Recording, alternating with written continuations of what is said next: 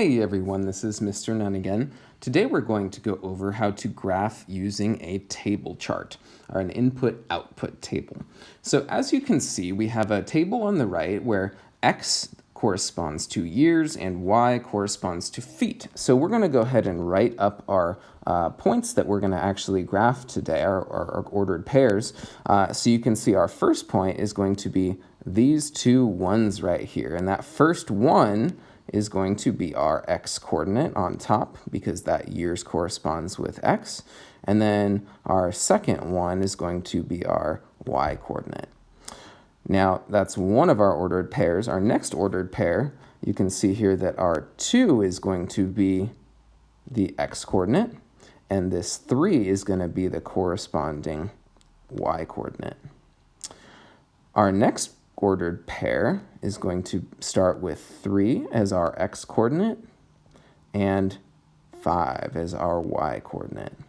And our final point is going to be 4 for our X coordinate and 7 for our Y coordinate. 4 and 7, those two numbers correspond. So now we can go ahead and graph, and one of the tips I'm going to teach you today is this graph should end up being a straight line if we graph properly.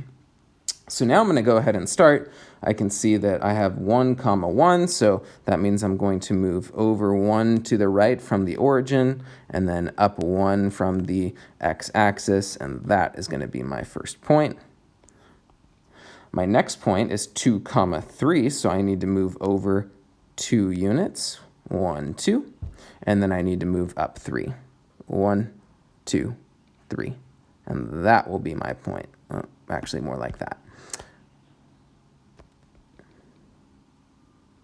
Now my next point we can see is 3, 5. So this time I need to just move 1 more unit over to the right from where I just was.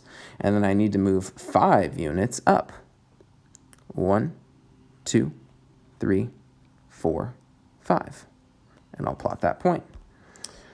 Finally, my last point that I need to graph on this table is going to be 4, 7. So of course we need to move 4 units over from the origin. So I'll just move 1 unit over from where I just was at 3. And then I need to move 7 units up from the x-axis. 1, 2, 3, 4, 5, 6, 7. And I'll plot that point. And now let's clean this graph up just a little bit so we can really see it in all its glory. Now, one thing you'll notice is that these do form a line. So this is going to actually form a straight line once we draw our line through these numbers. All right, so I hope that helps you understand how to graph using an input-output table. If you have any questions at all, don't hesitate to email me. This is Mr. Nunn, signing out.